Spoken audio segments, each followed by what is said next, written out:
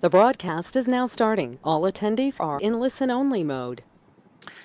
So, welcome to our August 2018 Expertise in Business webinar series. I'm Eric Hobbs, President of Technology Associates, and I'll be your moderator for today. First things first, a shameless plug, Technology Associates. We're a technology solutions provider based in Cary, North Carolina, and we use a proprietary process we call Insight to help businesses across North Carolina with between 20 and 200 employees solve real-world business issues, increase their productivity, and eliminate hidden risks associated with their IT infrastructure. If you'd like to learn more, I'm happy to happy to set up a time that we can chat about your needs and maybe how we might be able to help you. So enough with the shameless plug. Today, our topic is essential leadership traits needed for long-term success. And we're going to be joined by Cindy Anderson.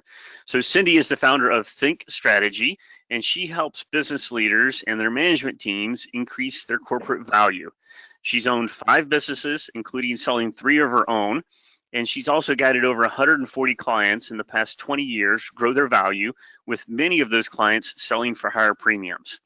Cindy's worked with a variety of clients, both domestically and internationally, ranging in size from sophisticated startups to over 375 million in sales. She specializes in leadership management for growing exceptional teams from the CEO on down, and has worked with both privately held and public corporations. She understands what it takes to start, manage, grow, lead, and transition businesses successfully. She's a seasoned speaker and facilitator with various organizations on the topic of leadership, mergers and acquisitions, business strategy, finance, and management development. Beyond the office, Cindy enjoys catching up on her reading, as well as hiking and traveling with her husband, Chris, and her son, Jackson. So first, some quick housekeeping. If you have questions, type them into the GoToWebinar chat box, and I will get those to Cindy. Shortly after the webinar, we'll be posting a recording, and you'll all receive a link to the summary notes and the recording. If you have topics that you'd like to see covered in future webinars, please email me, ehobbs@technologyassociates.net. We'll find an expert on the topic and get it lined up. Speaking of that, our next webinar will be on September 12th with Walt Brown.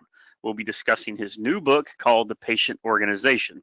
So for more information, visit technologyassociates.net/webinars, and I'll be posting the join link to the upcoming webinar with Walt Brown in the chat session in just 1 second. So the topics we're going to be covering for today, overview of why leadership is required versus just management, having an entrepreneurial mindset, self-awareness and self-management, connecting with people, demonstrating authority without being authoritative, decisiveness, and modeling expectations. So with all that in mind, I will turn it over to Cindy. Cindy, take it away. Thank you, Eric. I really appreciate it, and thank you all for attending. You know, a lot of times when we are very successful at doing a job well, we manage projects, we do things at a high level, we are advanced, and we are promoted into leadership positions. And so I always think it's a really good idea to kind of talk about what the difference is between leadership and management. Many times we're not really prepared for leadership just because we're a good manager. Management consists of controlling a group or a set of entities to accomplish a goal. Leadership refers to an individual's ability to influence, inspire, and enable others to contribute toward organizational success. So I think that one thing to keep in mind is that you need both a strong leader and good managers on your team, but leaders have people follow them. Managers have people who work for them. And that to me is a fundamental difference. The leader really has to inspire and influence. I don't believe that we can motivate other people. I believe we can inspire them to self-motivate. And management is really about getting a job done and getting people to through tasks to get jobs done. And so I think it's very important to understand if you're struggling when you've been promoted into a leadership position, why have I always been so successful in the past? And now I'm struggling as a leader. Why am I struggling? There are different skill sets at play to really lead a group of people, whether you're leading a geography, a division, a market sector, or a company.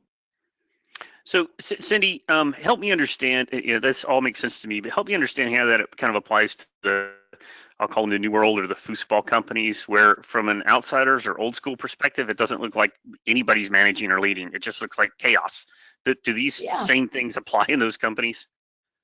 Absolutely it does, because even in those companies, you have to have a good set of management in place in order to accomplish goals. If you're just always chaotic, it may appear that way on the outside, but there's still going to be management of that organization in order to accomplish something. There has to be.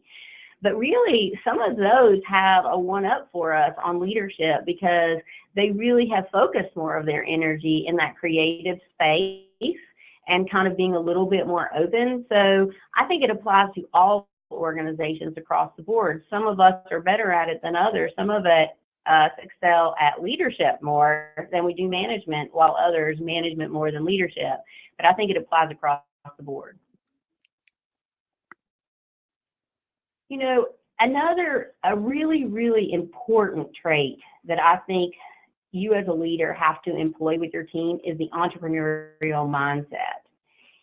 It doesn't have to just be with the executive or with the owner of the company. The very best leaders create an environment for every individual contributor to bring something to the table, to really have that spirit. What does that look like?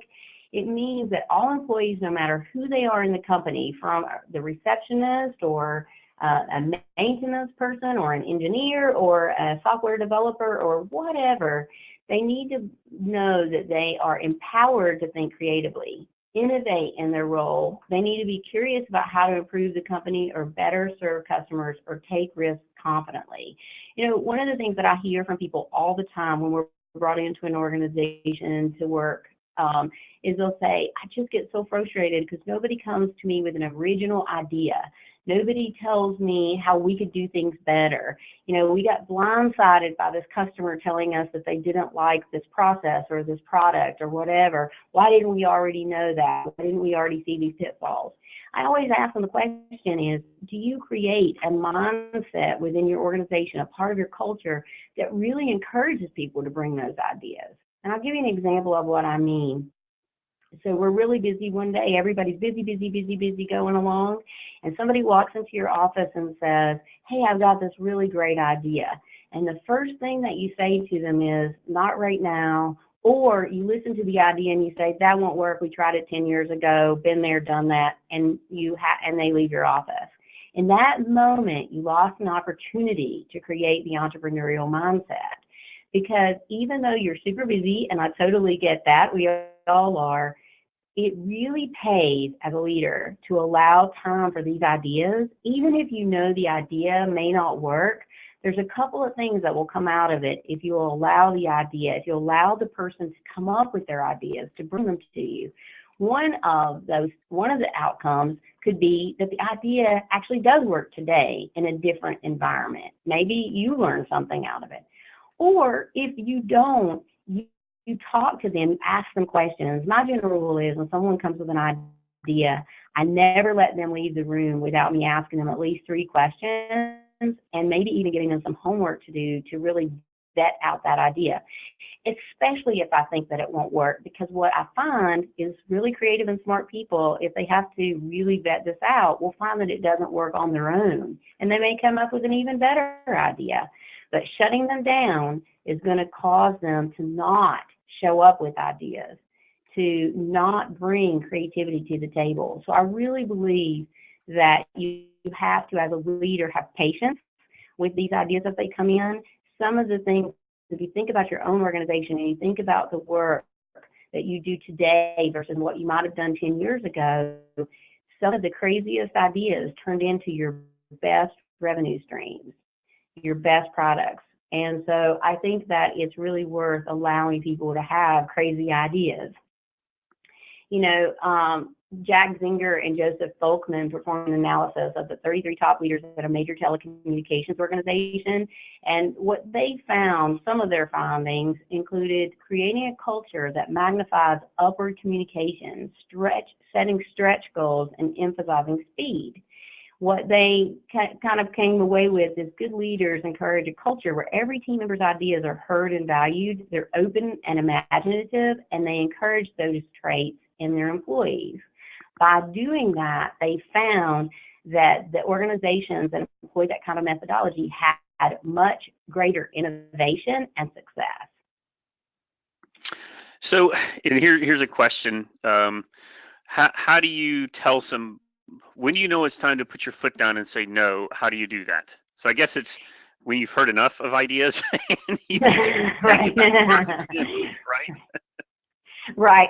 And you know, I'm the first to tell you that when people come to me, sometimes I'm in the middle of something that has to be a priority. So I may say, hey, I really do want to talk to you about this, but can we do this tomorrow at 4 o'clock? Or do you mind if we wait until Friday in our meeting? Or, you know, you can't always stop in the moment. I do want to say that too. But, you know, the other thing is, yeah, you're going to have some people that will be overly creative and come in with ideas all the time. My opinion is you ask them at least 3 questions, maybe give them something to do. And if you know that idea is just not a good one, you just know that you don't even want them wasting their time on it, the response is, you know, one thing I really appreciate about you is that you're very thoughtful and you care about this company and you care about our success. I'm not really in love with this idea, so we really aren't going to move forward with this, but don't stop coming with the ideas. That's really great. Or maybe even say, I don't like this part of the idea, but I really do think this other deserves some time to percolate. But it is okay to say no. And later on in the session, we're going to talk about decisiveness. So there are times when you do have to say no and stop the madness, if you will, because the idea just isn't going to work. Yeah, and something you said gave me a little encouragement, because how we handle it. So we adhere to traction, and one of the things there is an issues list. So it's, you know, okay, let's don't forget it. Let's don't discount it. We're not going to skip it over. Let's get it on the issues list, and then we're going to talk about it during kind of specific set aside time where we're all focused on those type of things versus stopping the day in and day out action to divert your attention. So it sounds like from your perspective, that's okay. That is absolutely okay. You have to do that sometimes. I mean, we have a job to do, and you have to meet, you know, client obligations and that sort of thing. So don't beat yourself up, but choose your words carefully. Just be careful not to shut people down, to really let them know that you do value what they have to say. It's just that you can't talk about it right now, or you just don't feel like that idea is in the best interest of the company right now, but you appreciate what they're bringing to the table.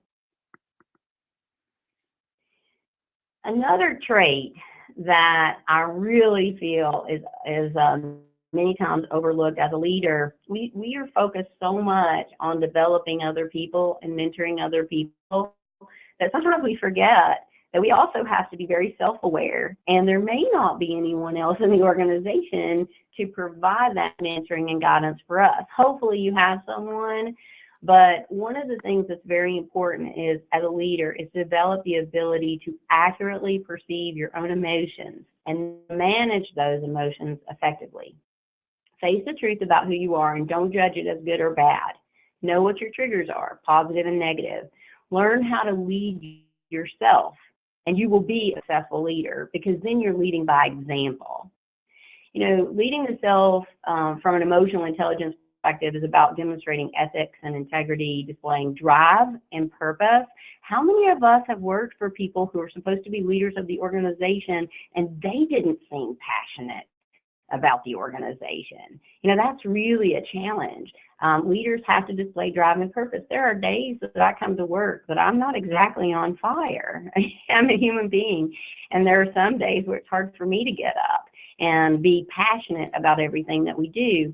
And so that's going back to face the truth about who you are and don't judge it as good or bad. On those days, I may not be as fired up, but I still have to kind of help myself be in the moment with people and really focused and try to be a good listener and all of those things. But if you find that you never have a drive or purpose, then I do think that's something that you've got to manage, because people look to the leader for that. The other thing is exhibiting a leadership stature. And you know what I'm talking about, those leaders that when they walk in the room, nobody has to say there's a leader. Everybody already knows. And it's not because they're overly assertive, it's just because they have a stature about that. The other thing that I think people forget over time is about increasing your own capacity to learn. When I first started managing millennials and having folks in my firm that are millennial generation, which a large majority of my staff is now, I really initially wasn't sure how to navigate all that. What I found is I learned so much from their ability to use technology and social media and all of those other things. I have so much to learn from them as well as they have things to learn from me. Don't forget that our own people can teach us things. Sometimes they teach us patience. Manage yourself. And I'll give you an example of what I mean by knowing who you are and managing your emotions effectively. If I win a big project and we're going to make quite a bit of money on that and it's a big deal and we're all excited and we're celebrating and we're all having a great time, and then later on in the day somebody comes into my office, maybe not meaning any relation to the event that just occurred, asks me for a raise. I know that I'm in a really positive state that day, right? Probably not the best day to make a decision about giving someone a raise. I may do something that I would regret a week later. So I know that about myself. I know that I can make bad decisions when I'm in a really good mood. And so I will kind of manage myself, lead myself, if you will, to make that decision later. So I may say something like, you know what, I really appreciate you coming to me with this. Let's talk about this next week or whatever. Same thing, obviously, the negative ones are the first thing that comes to people's minds, those negative triggers. You're in a meeting, you're having a debate, it kind of gets frustrating, or we lost a client, or something negative has happened. It's really easy for us to go off the handle or throw a book or say something we wish we hadn't said. I think what's really important in managing yourself is sometimes you have to show your vulnerability. If you've done that, then own up to it, be vulnerable, and move on to the next time and manage yourself more effectively. You do need to work on increasing self-awareness to be a great leader, because you have to understand the wake that you leave behind, good and bad. The inspiration, the positive, is a great part of leadership, but we also leave wake sometimes in the negative, and we really have to understand that. Also, it's very important as a leader in leading yourself to develop adaptability. Markets change, things change, people change. And so it's really important to be adaptable. So the perception is, and I've seen it from both sides because I spent as much time being led as being in management and trying to be a leader. But the perception is oftentimes from a management perspective that, we don't do anything, when in fact, we've got a ton in our heads. And that's probably my self-awareness takeaway from when we practice this is I have a tendency to kind of come off abrupt. And it's not because I'm mad or don't want to pay attention. It's because I've got 15,000 other things in my head and I have a tendency to let it flow over. So in light of that, one of my little self-guidance things every morning that I read is I'm always aware of how others see my reaction. I take an extra minute to compose myself. Now, I fail at 95% of the time, but to your point, there is a huge wake there, right? And when you come in the office, either in a bad mood or whatever, you're affecting everybody around you in a way that really nobody else in the organization does. Absolutely. And whether we realize it or not, people care about what we think, what we do, how we do it. It impacts their very day. And it impacts them in the evening when they go home to their families many times. I think what's important too, is something you said, Eric, is you have to also let your team know, hey, this is one of my growing edges. When I'm really busy, you may find me to be a little curt or direct, or I may not take the time with you. I want you to know that does not mean that I don't care, and I may have to come back to you, but just understand I'm managing my time as well. And, as people get to know you and understand you as a leader, that really helps them also be able to look at themselves. What are my edges? What are the things that I have to work on? So don't be afraid to share that with your team, because that's a really way for them to understand that it's not personal, it's not about them. And when that happens, they may act a different way. They may have an edge in a different area, but that's how we're people. That's how people are. You know, one of the best ways to be a leader is to connect with people, not just the work. I am not talking about going out and being best friends with your staff or being best friends with your clients or anybody else in that fact. I actually am an introvert. Most people who know me would do that. They just don't believe that. But I actually get my energy, I get rejuvenated from being alone, from having space. I do my kind of regrouping, if you will. So I don't really do a lot of socializing after work and that sort of thing, because I usually want to go home, be with my family, hang out with the dogs and my cat. I really am a house body when it comes to my private time. But as a leader, you can connect with people and not have to be socializing with them or become their best friends. I think it's really important that you take little moments to understand the people in your organization better. What drives them? What helps them get motivated? Look around their office. Find out what their interests are. Most people, when you look around their cubicle or their office, you're going to find out what is interesting to them. And if they don't have anything up, use the moment in the car on the way to the client's office. But ask them about themselves. Use their name. Say their name. When you say, hey, Cindy, it's really good to see you. How was Jackson's volleyball game last weekend? Boy, you talk about making a connection with me. You've used my name. You've asked me about my son. And you talked about something that interests me, volleyball. And so all of those things, check, check, check. You've just connected with me in a way.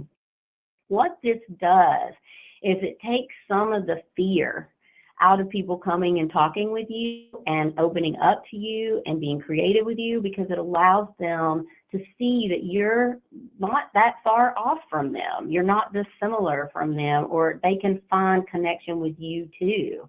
You know, some people say with large organizations, it's really hard to do this. Really, it isn't, because we almost always work in teams.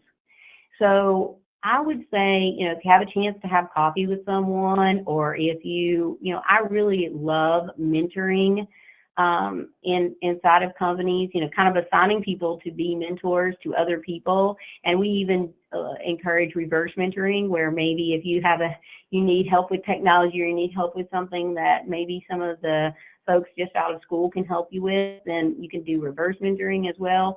But it's really important to connect with the people and not just the work. So many people that are put into leadership positions think it's all about the work, the work, the work. The reality is it's all about inspiring others to do the work that needs to be done at a level that really meets or exceeds your expectations. To do that, you have to understand what drives them, not what drives you. How many of us have worked for a person who constantly talked to us in a way that just didn't resonate? If they had maybe just tried to connect with us on a personal level and understand what drove us, then maybe we could have understood each other better, and maybe we'd still be working there. Maybe we would still be able to help them out. Yeah, and I think good point you made. Leadership isn't about doing more work; it's about getting that work done through other people, right? That's right. And it's I guess maybe leadership should sum it up as it's not about you. Yeah, exactly right. It isn't about you, but the outcome could be to your benefit. That's exactly right. So, the other thing is demonstrating authority without being authoritative. Some people believe that once they're the leader of the organization, they have this "I'm the boss" mentality. And for some people, that's kind of a scary notion. I'm the boss, I'm the man, all the other ways that you can say it. As a leader, you don't have to be the boss thumping in your chest. You are the boss, you are the leader, you are in charge, but you can do that allows people to feel like they're part of it. They're not under a microscope microscope. They're not feeling like everything they do is being watched.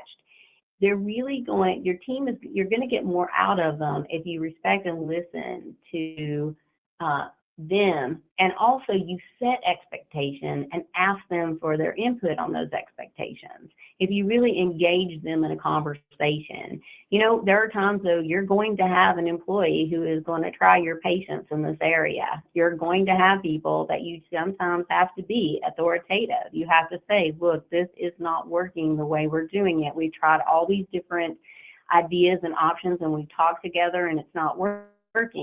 So I'm not suggesting to not be authoritative. You are an authority and you do have to make decisions and you do have to make hard choices sometimes. But what I am encouraging is that you do ask them questions and get the input from others. That is a way to actually engage people in coming to your way of thinking, or to help you and them meet with a way of thinking that is a win-win.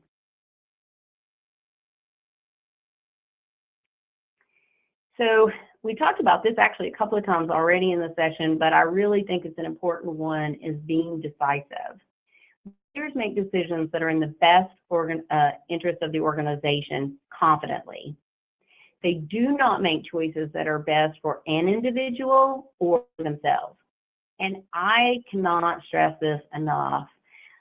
Leaders who make choices that are in the best interest of the entire organization and the people that they lead are the best leaders. I think displaying fearless loyalty to do what's right for the organization is always the right decision.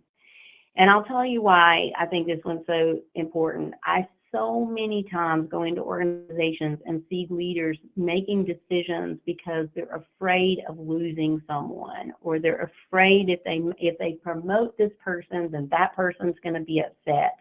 And so they end up not promoting someone or not acknowledging someone because this other person is going to be offended, or they don't do things. And I understand it is really hard to recruit and retain people, but people want leaders that are decisive. When I do interviews with staff, we do a lot of interviewing with individuals to gauge their experience, their work experience.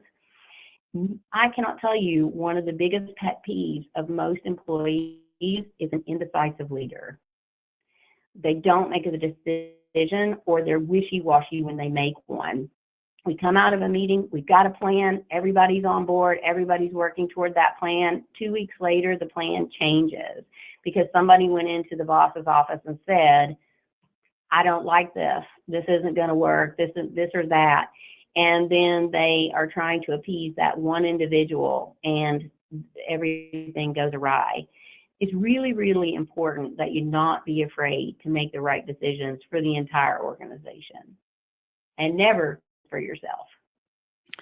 And that's a tough one. I think when we were going through our practice, I think I told you something I read from Gary Vaynerchuk in a book recently, and he said, we fail to commit out of fear and to forget about what other people think, especially about failures, embrace the failures, avoid indecisiveness. And he said he'd rather strike out 8 times in a row versus keeping the bat on your shoulder. And I think as a leader, and oftentimes that happens to me too, where you feel like there's more thinking to be done and more facts, and when really you had the answer in your gut an hour into kind of this decision, right? Absolutely. And it goes back to creating, you want to create that entrepreneurial mindset that we talked about earlier, but at some point you have to make a decision and you have to move on, and you hope that you make a good decision. You hope the risk is worth it. But if it's not, most of the decisions that we make are not going to end our business, you know. And so it is important that you have a litmus test for yourself, and you as a leader probably already have a litmus test that if this is going to be the outcome, then this is the appropriate decision. And so it's really important that you be the decision maker, because everybody's looking at you. Talk about the weight that you leave behind. If they feel like you're not decisive, many times people will leave because they don't trust you can actually lead the organization effectively. And here's something that I have a failing in, and that's communicating decisions. So oftentimes, as a leader, you got so much rolling around in your head, and you're thinking about it on and off all the time. And sometimes I'll make a decision over something that I should communicate, and I don't, and I just assume other people are in my head and they know I've reached a decision of what the decision is. And so it's getting that out of your Yes. head also, and say, listen, I've thought about this. This is where I'm at. This is the decision I've made. We're kind of moving forward with this. I'm so glad that you brought that up, because that is exactly true. Sometimes when I'll go back to the leadership and I'll actually share with them some of the interview results and the comments and that sort of thing, and they'll be like, but we made the decision on this or that or whatever. And the answer that I always give them is, you really haven't made a decision until everyone in your organization knows that a decision has been made. Because again, you're not the only one that is doing the work. And so everybody has to know that decision has been made, so that they are handling their work based on that decision. And, there's always going to be that rogue employee who says, I didn't know a decision was made, when it has been communicated. But if everybody else except that rogue person actually says that, then I think you have communicated it. But I think it's really important that you be very clear and concise in your communication. Another thing, we didn't really put this in the presentation because it's talked about so much, but in communication as a leader, and particularly when you're communicating a decision, clear, concise communication, not 5-page emails or even 5-paragraph emails, but really clear, concise, summarize it at the top. This decision has been made. These are the outcomes we are going for or expect, or what have you. Whatever it is you need to communicate, but be very clear, concise, and factual. If you want to talk about the emotions behind that, do that more in a group setting, not in an email. Actually, and I'm going to write a point down, but I've got a question here that I think kind of relates back to this slide, and it's about talking, authority versus being authoritative in delegating. So what are kind of your thoughts around when you need to hand a task over, how much of a task you need to hand over, how to properly let someone else be, giving them the authority, if that makes sense? Mm-hmm. It does. It absolutely does. And, obviously a lot of that is based on the technical expertise of that individual, how much experience they have, and that sort of thing. But I'm all for giving as much to an individual as you can give them, because that helps them grow. So my rule of thumb in this area is, when I'm delegating, I actually will say, this is what I need you to do. This is the outcome that we're looking for. This is when I expect this to be completed. These are the milestones that I want you to check in with me to let me know what's going on. That's where I think that leaders actually fail in delegation, is they don't check in. I'm a big believer in the trust and verify. I want to trust people to do their job and to delegate to them, but if I just give it to them and we never check in, that's not healthy. Because many times they're going along and maybe they don't know what to do, but they don't even know how to tell me they don't know what to do, right? They don't even know they don't know. And so it's really important to have check-ins when you're delegating something, especially something that they've never done before. I do think when you can with an employee, take a few risks and let them do things that maybe they can go a little bit out on the ledge with. But when you do, make sure you're there to catch them. That's where leaders have to work into their day time, really mentor, engage others, and to check in on the quality of the work. What do we do sometimes as leaders? We say, okay, I've delegated that to John. I don't have to think about it anymore until it's due. That is not a good way to delegate, especially if John's never done this before. Yeah, and I've been let down several times, and as a leader you feel like it's their fault when in fact it's really yours. And I don't do a good enough job. I could do a much better job of kind of coming back around those check-ins before the due date to make sure things are on track, because sometimes people will stall out and for one reason or another they don't want to come ask for help. But what I've found is if you just when you're delegating something, if you decide up front when an appropriate check-in time is going to be, I think you called it a milestone, then Yes. you don't feel you don't come off as quote unquote micromanaging.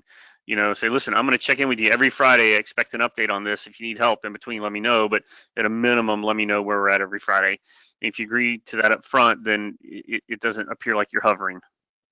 Absolutely. And the other thing that I would encourage you to do is let them present to you where they're at versus you having to lead the conversation as to where they're at.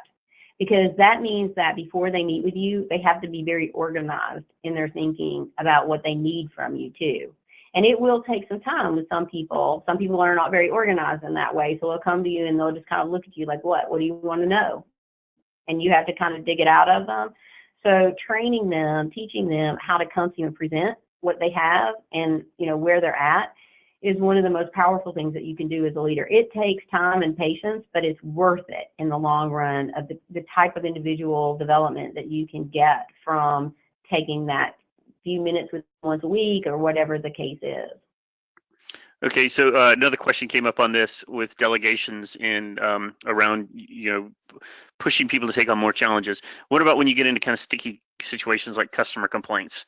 And this comes from one of the listeners, but I can certainly attest to it too. When you hear about something like that, you have the tendency to try to jump in and fix it yourself. Absolutely. The first thing we're going to do, right, is say, let me fix that for you, client. Right? That's what we do. Because if you're a leader, you probably got there because you're very successful at what you do, right? You're good at it. And so be very careful with your words. So a client calls you, they're calling to complain, and they're telling you everything. You have to empathize with that client. You can't start defending your employee right away on the call, because you may be blindsided with it. Let's assume you're blindsided. You don't even know about it. The client says to you, hey, look, I have talked to this person 3 times. They're not fixing it. I don't know what else to do. I need you to do something about this.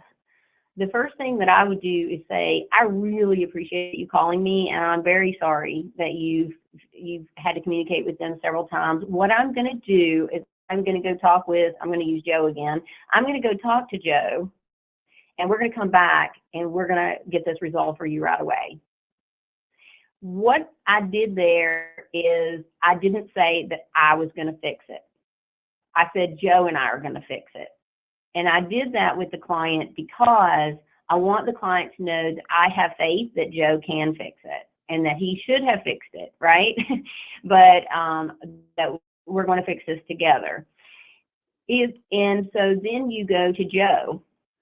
What's the first thing out of your mouth? It probably should not be, Joe, what have you done wrong? Why haven't you just done this? That's what I want to say, right? I want to say, why is this person having to call me? He's asked you 3 times. Most of us have learned from experience that the client's perception of telling them 3 times may not be the same perception or same reality that we would agree would be 3 times. True? So what you don't want to do is immediately go in and assume Joe did something wrong. Because Joe may say, Cindy, I am so sorry that he's had to call you. I've tried to explain to him several different times that we can't do that because he doesn't want to spend the money to do this fix, and it isn't possible under the platform, whatever the answer is. Or he says, oh, I forgot about that. Okay, then I say, okay, Joe, how are we going to fix this? Because you need to contact that client and you need to apologize and you need to fix this right away. And you need to listen. That's when I also have to put in like additional check-ins with Joe to say, okay, Joe, why you didn't listen to them 3 times is something that we need to work on. I'd like to get a check-in from you of how this relationship is going, because I want you to fix this, and I know that you can. Every scenario is different. This may even be Joe's last straw, right? This may be a fireable offense for Joe. So every extreme is different. But what I would tell you is be careful not to go in guns blazing, because Joe may have a very good reason. And the client then gets a response back from you that's more thoughtful and thorough. Yeah, very, very important. And the way I see it is if as a leader, if you grab this up and fix it without involving whoever else was involved, you, you Right. you would rob that employee of gaining that experience that people like me and you have gained throughout growing our businesses, right? Dealing with those type of issues is just part and parcel of growing a business and servicing a diverse customer base, and everybody needs to learn how to do that. So, from my perspective, one of my favorite tools is get on a phone call. What Right. just aggravates me to death is, to see emails going back and forth over something that really would take a 10-minute phone call tops. And I feel like kind of the younger the individual is that you lead, the more you need to kind of push them to, hey, just pick up the phone, give them a call, see what's going on. And that one-on-one Absolutely. conversation could get you there so much quicker. Absolutely. I have a rule with my staff that if the email has to go back and forth more than twice, it should have been a phone call to begin with. If it takes more than 3 paragraphs and it's not technical factual data or some sort of IRS code, I don't want to see it in an email. I prefer phone calls. A lot of people don't, and so you do have to communicate with your staff how you like to be communicated with. And I usually will ask my clients, what is the preferred communication method for you? And some will say, I prefer an email so that I have time to think about it before we get on a call. But I always tell my staff, if someone is asking you a question and you can answer it easily in an email, great. But if it's a complicated answer, pick up the phone and talk to them. You can always follow up with an email summary, but it is really important to understand context. And sometimes email leaves context to be desired. Or completely trashes it. And a friend of mine told me the Yeah. other day, phone calls are for communications, emails are for confirmations. Confirmations, I love that. Yeah. Yeah, we're getting off track. We could probably do a whole other webinar on just communication, and maybe we'll have you back to do that. So Great. we went through being decisive. Okay, so yeah, model expectations. Back to you. Yeah, let's talk about modeling expectations. So here's the thing. As leaders, we may think, man, I finally made it. I'm a leader. I've been promoted. I'm the CEO of the company. I'm whatever. Now the rules don't apply to me. Actually, I think they apply to you even more. Because if you believe your team should continue learning, then do so yourself. If you want your employees to follow a certain process or reporting or policy, make sure you follow the same process. Here's my guilty. I am terrible about doing my timesheet. I am absolutely the worst person in my organization, and I am a real dictator when it comes to everybody doing accurate timesheets because of what we do. And so it is really hard for me to tell everybody else they have to get theirs in on time if I don't do mine on time, right? It's really, really hard for me to do that. That's a simple thing, and we can kind of laugh about it every now and again inside my organization, that if anybody's late, it's usually me that's the culprit. But that's the growing edge I'm trying to get past, because I want to demonstrate to my team that I hold myself to the exact same standards that I expect of them. By doing so, it helps them understand why it's important. I'm going to give you a great example of something that happens every day in business meetings. The leader of the company or even the leader of the meeting will take their cell phone into a meeting. And the entire time the meeting is going on, they're checking their cell phone. What does that tell the people in that meeting? If you are the leader and you are checking your cell phone, that is basically telling people that you don't think that this is worth your time. Now, there are times when you have to say, hey, guys, I've got a client situation. I have to check my cell phone. But everybody can give you an exempt pass on that. But if your mode of operation is to bring technology into a meeting and you're not paying attention, you're not being in the moment with that meeting, it's telling everybody in that meeting that that is not important. That behavior is not good, because then what happens? Everybody else does the same thing. They're not present. They may even think the decisions that come out of that meeting are not helpful or don't matter. So it's really important to be the example that you want other people to follow. By incorporating this, you're going to become a stronger leader and really going to empower others, and you're going to get from others what you want from them. I'm writing that down. Don't take cell phone into meetings any longer, because that right. That is me. I mean, because you're trying to do three things at once, right? And we tend to be people who think we can multitask, right? And we probably are able to do that a little better than the average person if we've made it to the leadership level. But the reality is they need our commitment to be present. Really important. Yeah. And another thing with expectations is kind of communicating those expectations. And I'm a huge fan of Grant Cardone. He has this book that I've read 15 times.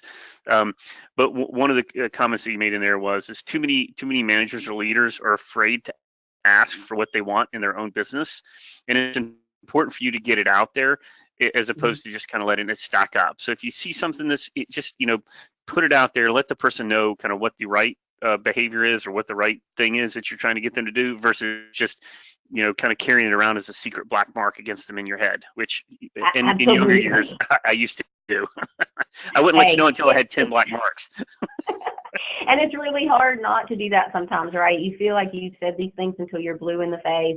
You feel like, oh my gosh, if I have to tell this person this one more time. The reality is, many times we've probably never told that person. It's something because we do kind of repeat with different people. And so it's really easy to become exhausted of communicating with people about what you really want them to understand. But very, very important not to carry it around in your head. That's a great point.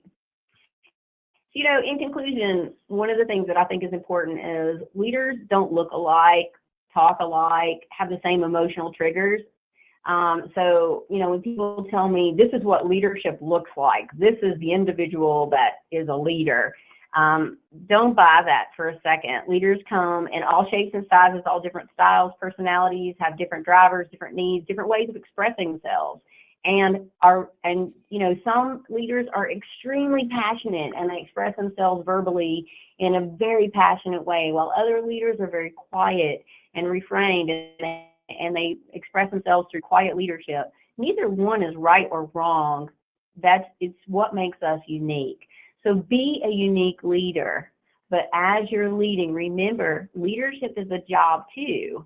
It's not just a title, and it requires a skill set that most of us didn't learn in college. Even though we hope that we do, we probably didn't get enough training in this area. So just be aware, be self-aware, and enjoy the process. Leadership is not for everybody, but it can be very rewarding to see a group of people accomplish goals at your leadership. Yeah, I agree. All right, so questions. I've got a couple of them stacked up here. If any of you have questions, go ahead and get them into the little chat box, whatever you call it. I guess you call it the questions panel. So first off, here's a first question. How do you draw the line? Where do you draw the line in connecting with people, being a friend versus being a boss? And I think this goes back to your being the connectedness with people. Right. I'm not a big proponent of becoming too friendly with people that work with you that work for you, because I think sometimes it puts us in compromising positions. I had to fire someone once, unfortunately. This was many, many years ago, and we were really close friends. We used to have lunch together almost every day, and unfortunately, the CEO decided this person didn't need to be there anymore. I was in a role where I had to be part of that firing, and it was one of the worst experiences I ever had because I couldn't tell my friends they were about to get fired because of the position that I held within the company. And I learned a really valuable lesson there. For me, in my role, it was really important for me to separate friendship from a working relationship. Because I've owned several businesses and I've had a lot of teams that work for me, I have always been a little careful about becoming too friendly, because I feel like that it's very difficult then to have hard conversations with people, because then you lose a friend, and sometimes it becomes a little bit more volatile than it needed to be because it's not a professional conversation. Very few people, I think, can keep those lines separated. So when I'm talking about connectedness, I do want to know about my employees. I want people that I work with, my clients, and everyone. I want to know something about them that's meaningful and what drives them and what their commitments are. But I also want to be careful not to get too involved in their personal lives, because it sometimes doesn't work very well in business. So I really am very careful not to cross too many lines with that. My friends are my friends, and my coworkers are my coworkers. Yeah, good point. Yeah, and I've been there too, and those situations stink. So, next question. If you have a few small changes to communicate and don't have time for a last-minute meeting, what is the best way to communicate? More short emails or one larger email? That's a great question. If you have several things that you're trying to communicate and they're not super complicated, I think you can put them into one communication, and make sure that as soon as you do have the opportunity to have a meeting to answer any questions or whatever, that you mention that in the email. If they're complicated or there's a lot to the message, I would do one at a time, because you want people to read it. I'm a big believer in kind of in the subject line of an email to put, we use this methodology where it's for information, for action, or for discussion. It's kind of how we lead internally with our emails in the subject line. And when it is a decision that's been made, that is a for information. So I kind of put that in there, and then I'll usually bold out the decision that's been made and then kind of the factors that go with. So if you can do that, several of them in one email, I think it's fine. I think it's based on how complicated they are. For me, my pet peeve is having 3 different subjects in an email, and two of them are put to bed, but the other one carries on, but it's not referenced in the subject line, and it gets just confusing. And so for me, I like to make sure that we break it up based on individual subjects. I think that's very true in most cases, because I think the subject really matters. So for example, if it's HR policy and there were 2 HR policies, then you might be able to mix them in there. But for the most part, I think if you're in doubt, do it and have one email. I agree with that. And I will throw in one quick personal pet peeve. Well, I guess that would be the second one. The second pet peeve is the blanket email when we're trying to communicate decisions or policy or expectations. And that's right. Me sending an email to everybody on your staff that says, make sure you put in your timesheets, when in fact, Cindy, you're the only one I'm talking about. And I see on the other side of that, the person who really needs to hear the message doesn't think it's them, and everybody else thinks that they've done something wrong. Yes, remember that thing we talked about with being decisive? So one of the indecisive ways that we sometimes lead is when we just go ahead and put everybody in the chastising, to try to soften it. Everybody to soften it. That doesn't do anybody any good. And to your point, the person who really needs to hear it is going to be the last one who even thinks that it's about them. So I think that you're spot on. If you need, and I go with phone call. Pick up the phone and call. Hey, you haven't turned your timesheet in, Cindy. You do realize that you're holding up payroll, whatever the answer is. We need this in right now. And a phone call gets people's attention many times much better than a massive email will ever. Because things have flipped, right? And this is a little off topic, but back in the day, it used to be special to get an email. Now it's special to get a phone call. Right, absolutely. Absolutely. It's kind of like getting a handwritten letter. If you get one of those, you'll read it, right? But if you get a typed one, you won't. Right. All right. Last question. I think I'll go back to here. Do you have any other ideas on how to connect with employees? So we've already kind of answered that. You gave one about the coffee thing, the coffee manager thing, but other ideas. And I think in our practice session, you mentioned a mentor program you were involved in kind of early on. Yeah, absolutely. I'm a big proponent of doing mentoring programs in your organization. They don't have to be formal. You don't have to have like this big policy written out or anything like that. I think you take a set of people and you assign them a mentor, and you kind of have an informal dialogue. I'm also, as a leader of the organization, I also take time to go to people's desks and actually connect with them one-on-one. And I do this even because of my relationship with some of my clients and their employees. I do it with their employees too, because sometimes I'm coming in to do team building or leadership development or something like that, and I want them to connect with me. I want to connect with them, go into their space saying their name. It makes a connection. You do not have to do formal meetings. You don't have to do formal things to connect with people. Go to their desk versus sending them an email. Give them a call every now and again. When you're in the car, ask them about themselves. Follow up with, hey, how was your vacation last week? I hope you had a good time. Where did you go? It can be at the water cooler. Try to connect with people in a way that's authentic. Don't try to force it. I love team building. I think it's a great thing to do as a group and as an organization, but that can't be the only time that you connect with people. Connecting with people in small ways, at the water cooler, in the hallway. I used to work for an organization that every Monday morning when you come in, not one person would say hello to another person. Not one person. This used to drive me insane. I was a very young person at the time, and I was very positive and energetic, and so I would go around saying hello, and no one would say hello back. By Friday, everyone would say hello back. You know what was really interesting, though, is after working there for 7 years, when I left, the thing I noticed is that everyone said hello to me. I didn't have to say hello first. So, again, model what you want, the behaviors that you want, and you'll find that even other people within your organization will start connecting with each other. Yeah, it may take you 7 years to get it done, but it's going to be worth it. 7 years, but hey, with that group, that was success. Awesome. Let's see here. Here's a question also. Let's see. What if you had a past experience in manager that made difference in confidence?